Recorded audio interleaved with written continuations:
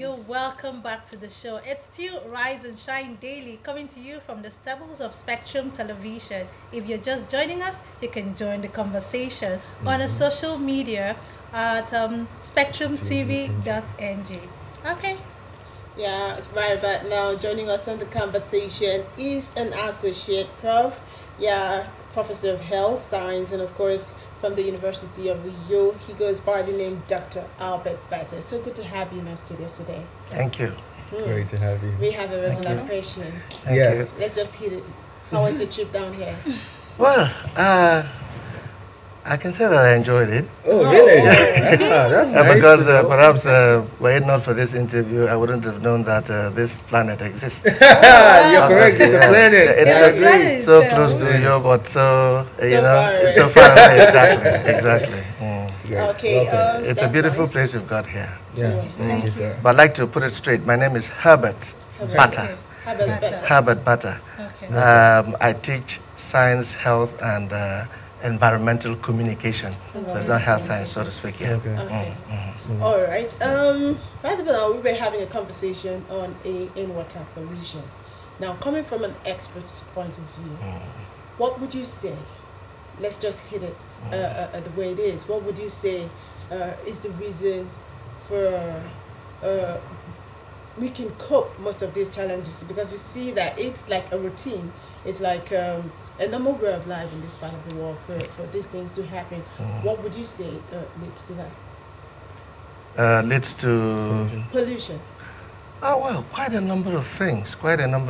And honestly, I don't know where you want to start, because pollution is a subject matter that you can take a whole day, a whole week, a whole month to talk about. Okay. So perhaps you ask me about specifics. Yeah. You know. Specifically, air pollution and Air water pollution. Good. Okay. If we look at air pollution, Okay. I'd like to first talk about the things common people, you and I, do to pollute the air before we go to the big things, you know. Right from the home, you have a domestic pollution where people tend to cook with firewood, and then they are bothered by the smoke that comes out of it.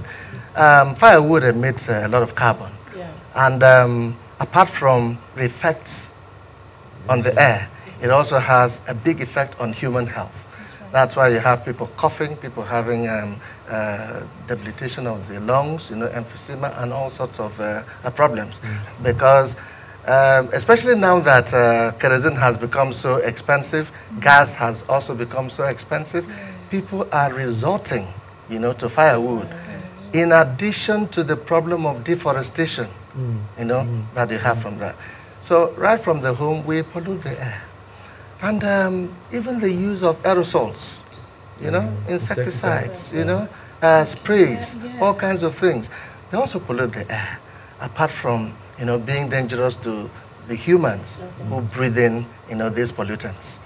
So quite a number of things can contribute to air pollution in the home before we go on to, you know, the wider society. Then even from the subsistence farming that people engage in.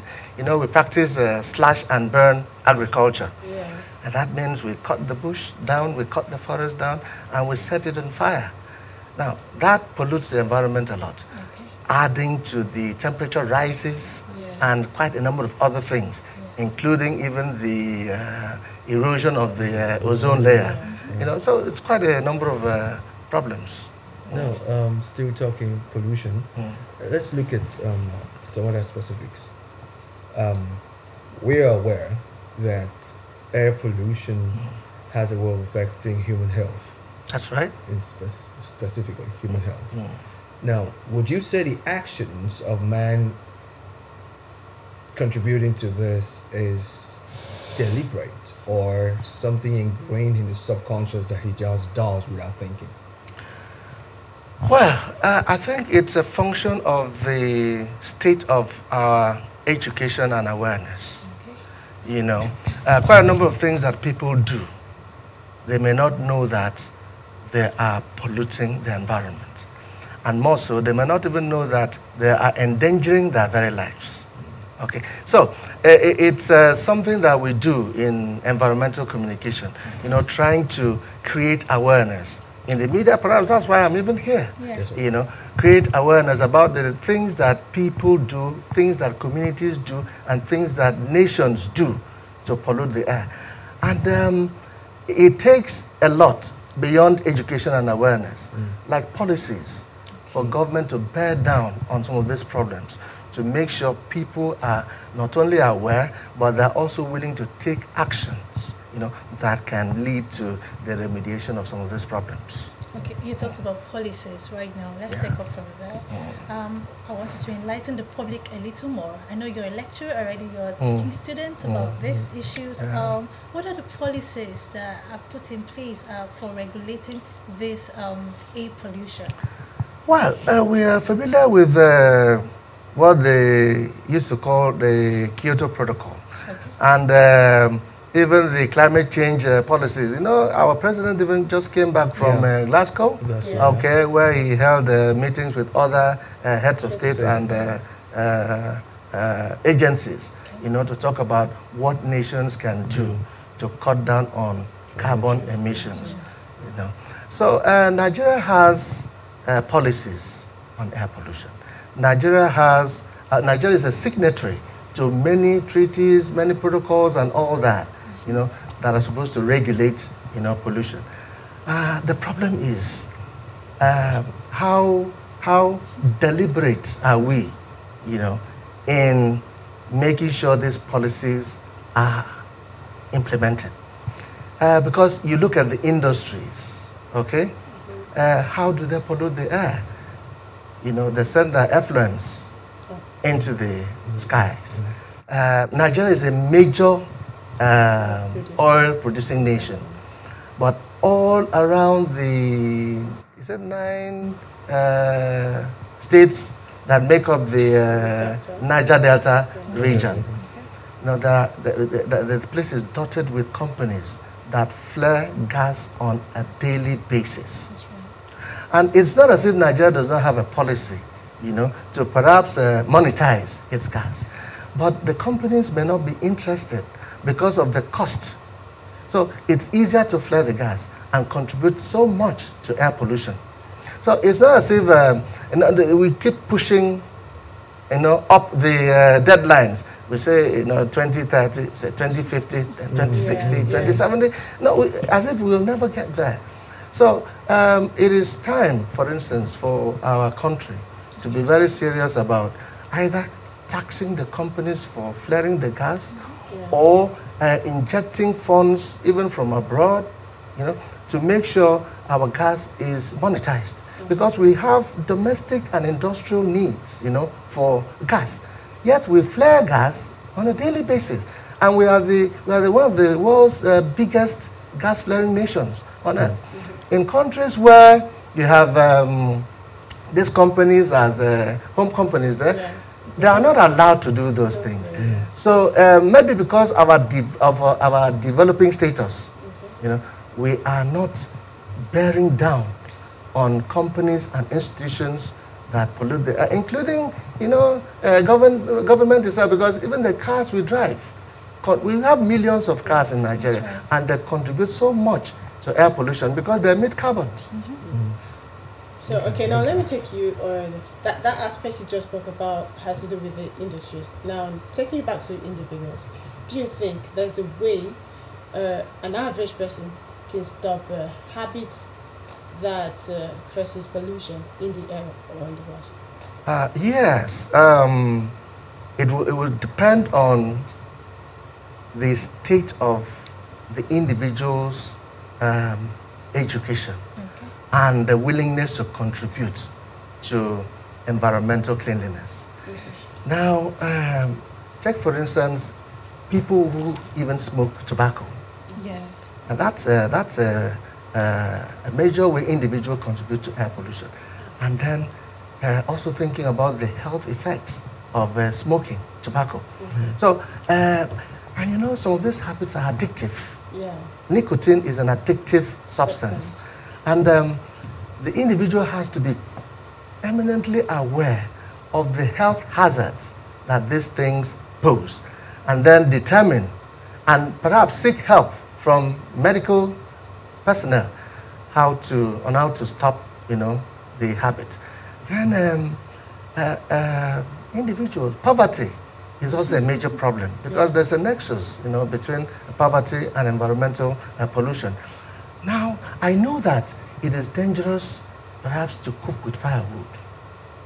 I know that it is dangerous to cook with kerosene. I know that it is dangerous to have a multiplicity of these generators. In our homes, you have a home of 10 tenants, and each of them has, a generator, all spewing, carbon into the atmosphere. Now, so apart from not being able to afford, the costlier but slightly cleaner fuels, poverty is a contributor. So the individual may know that cutting down the forest, all right, to use firewood in, burning, cooking. But the circumstances, the financial circumstances may not. So the government again comes in, how to empower people, so that they can afford, cleaner sources of energy. I'm not even talking about renewable energies that are, quite friendly to the environment. Okay, so individuals can do quite a lot.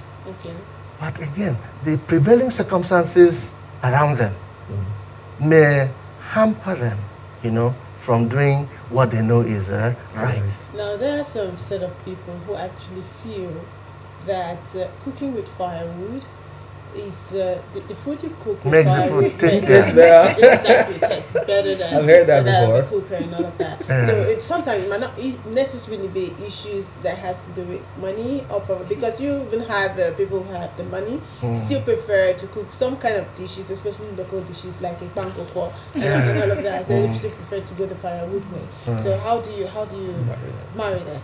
Well, I think it's in the mind. It's in the mind. Yeah, because these same people travel abroad or live abroad. They don't ever get to cook with firewood, but they still enjoy their meals. Okay? So it's a question of weighing the tasty part of the food with the dangers, all right, that are posed to the environment. And then when you know that the balance tilts greater towards the other danger, you may try to. It's not convenient to cook with firewood because the smoke gets into the air, gets into the chest, makes you cough and all that. So when people can really afford to change, they can do that. Now let's take a look at water pollution.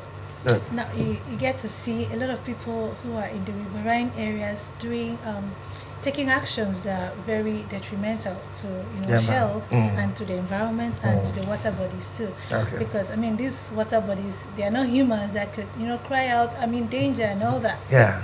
Now we know that these actions are grievous and very bad.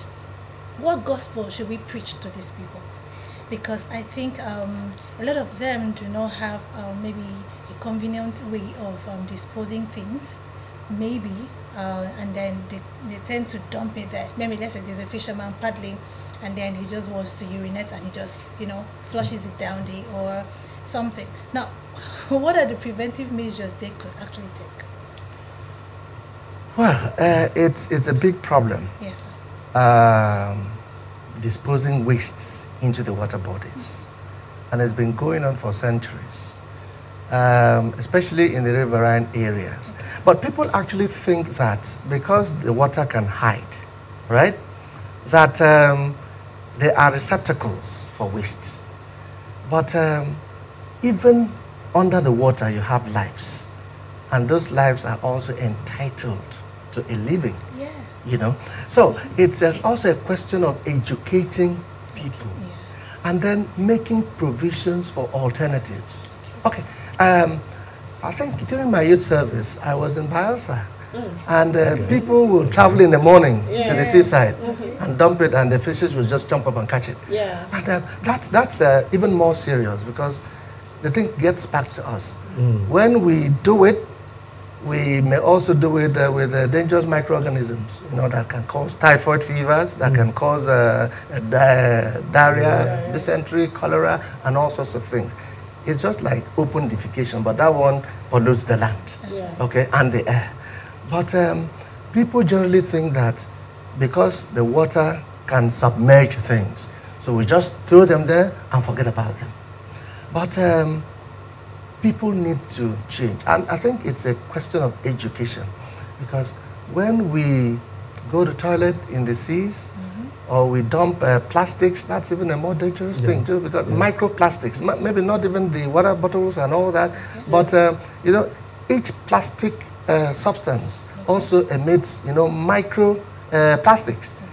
Those, we don't see them, all right? We don't see them, because any plastic will wear off eventually and float in the air and also get into the water.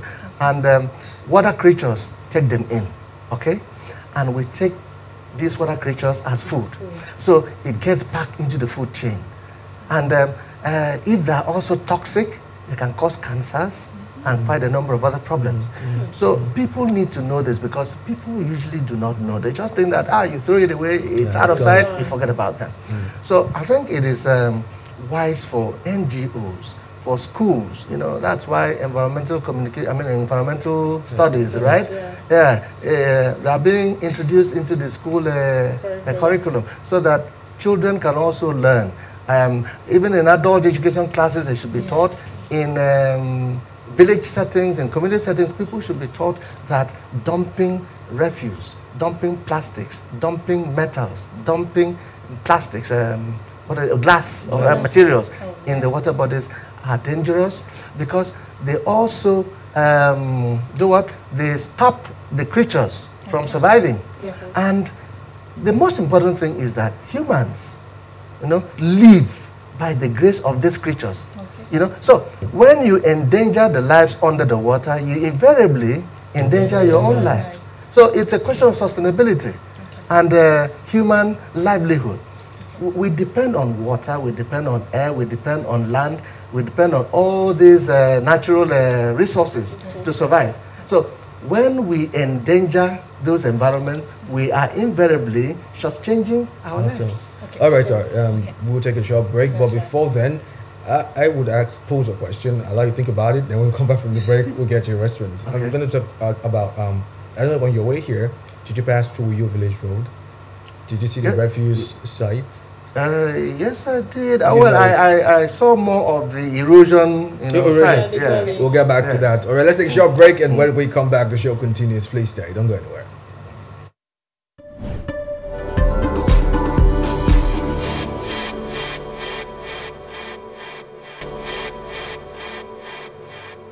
Alright, it's great to have you back. In case you're just joining in, this is Rise and Shine, which is from the stables of Spectrum Television right here on the beautiful hills of Ibiakuran. And yes, we've been playing host to a gentleman in the studio who's been doing justice to this environmental issue that we've been discussing with special reference to air and water pollution.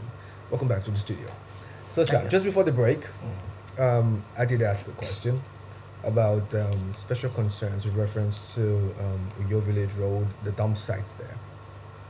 Many times we drive past that place and we have to wind all the way up. And sometimes even when you do, the smell still goes right in and somehow gets you. Now, what exactly, in your own opinion, how would you rate that guy? No, we know that they're trying to solve a problem. So what's the best possible way? Okay, hang on. We know they're trying to solve a problem of waste disposal. That's right. But then again, we're still creating another problem. So how do we marry these two extremities? Yes, as I said, the Environment Commissioner the other day tried to say what efforts government is trying to put up to correct the problem. But it's not just about Uyo Village Road. Okay. The local government areas, the villages, the state capital, and the nation at large, we are not properly managing our solid wastes. And so you have them collecting the refuse from one location and dumping that in another location. So the thing that we can do is to try and develop a recycling culture. Now, it's not rocket science. It's just trying to set the policies and implementing the policies, because we need to be able to separate our, refuse. Because some of these government officials and people who manage waste, they've been abroad and I've seen how seamless, these things are done. So right from the home, we need to be able to separate our paper from our plastic, from our metals, and from our puddles. Okay, and so we can even trade them off, because that's the concept of waste to wealth. Now, but when you do not desegregate waste, you put them all together and you put them in, including the biodegradables, those things from the market, the food, leftover foods from our homes, you put them in one place. Honestly, the stench will pose health hazards anywhere. And there are also avenues for rodents and all kinds of dangerous microorganisms to, breed and then get transmitted by air, by water. Because some of this, that dump site you talked about on Uyo Village Road is actually in a ravine. And that ravine also collects water that runs. And that water runs into streams that some people down the country drink or use for bathing or washing. So it is for government to set up clear policies, okay, to tell homes to have receptacles to collect different things, and then there will be agencies to even buy them from individuals, okay, and even if they are not bought, but the waste will be properly managed. And then it is not beyond our country to collect the biodegradables and even turn that into gas. Because by the time you turn that thing you collect from the market and from homes into a soup pot and introduce some microorganisms, in a closed environment without air, they generate gas that you can use for homes, for industries, for offices, and all that. So it's something that can be done. But we haven't yet, summed up the courage and then the political will to do that. It doesn't take anything. When you go to a conference, for instance, especially the kind of conferences that we attend that are environmental, friendly, okay, you have a bin for leftover food, you have a bin for paper, you have a bin for plastics, and then they are all collected. And then there's another thing that you can even monetize. You see all these trees that we plant on Uyo streets. They're not good trees anyway, because they don't have large enough leaves to absorb, trees absorb, carbon that will help, filter the air and purify the air. But they're good all the same. But they have become so wild because there's no way to prune them. Big vehicles are the vehicles that prune them for us. But the municipality is supposed to prune them, and then in some places, these pruned branches are chopped into pieces that are used for agriculture. So you don't even need fertilizers, which eventually can also run into water bodies and then pollute the water bodies, make lives for fish and all those things dangerous. So governments and people have a part of it. Local governments should start it, and then should percolate up, to the nation, so that we can properly manage our waste. Individuals play a good role by being aware that bunching waste together, is a dangerous thing to the environment. And then government must set the policies to make sure homes desegregate their waste, and then there should be a system, a concrete system to collect this waste, and then encourage companies, empower companies to go into recycling them. You see that people are doing it on an informal basis.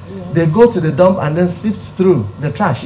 But if they were, sorted out, it would make, things quite easy, and more scientific. Yeah, you have recommended already the area of recycling most of these waste. Now, would you, in your own opinion, say that it would be ideal for government to take that up, or a private body? But we understand that most times government institutions don't actually last function properly? Yeah, private people can do it, but government is the regulator. Yeah. If government doesn't have a policy that institutes a framework, for the operation of these private agencies, they will still be doing things haphazardly. So government still has a role to play. And then, what about the financing? The people may have the technical know-how to do it, but they may not have the financing to operate. So you must have access to credit that you can do it. Some equipment would be involved in the process, and they have to be brought in, and then they cost money. So government, one way or the other, still needs to join in that operation by regulating, by setting down the policy, by investigating rules that are flouted and all that, and then punishing people who flout the rules. It's one thing to have a policy, it's another thing to enforce it. That's Because crucial. I'm of the opinion, just like all you say thus far, is the fact that we have policies, things on paper, which have not really been enforced, so to speak. So our problem here is the lacuna between the policies and enforcement. Okay, so very quickly in your last words, we've talked about what the government can do, but let's look at the people, because we have to contribute to keeping our environment clean. Now, what other ways would you see or ask the people to, the actions that we can take to keep away from air pollution, to stop polluting the air and also stop polluting the water? Now, those are two questions in one. What actions can you take to stop polluting the air, and what actions should you not do to stop polluting the water? Well, as I said, there is nothing we are going to be able to say on TV that will capture the entire scenario. I think the simplest route for individual action is self-education. And we live in a world that is suffused with knowledge, because we live in the internet age, and people have access to information in their phones. So I would encourage people to read as much as they can about these matters. And then all the actions are there for them to take, what they can do as individuals, what they can do as children, what they can do as parents, what they can do as communities, before we even get to the government. So, but the lack of interest in finding out what can be done is a major problem. And then the willingness to do what is right is another problem. So we need to educate ourselves at the individual level about what we can do at the personal level to contribute to environmental cleanliness. All right. Okay. Very well then. I think that's what we call it a wrap. Thank you very much for responding to our call. We were speaking with Dr. Herbert Batter. I hope I got that right. He's an associate professor of science, health and environmental journalist. Yes, it was nice having you in our studios. I hope we look forward to having you another time. No problem. I'm available. Okay, Thank you so much. Okay, that's the I enjoyed size it. of this Thank you, particular interview. Join us shortly after now for the remains of Rise and Shine. Don't go away. Stay.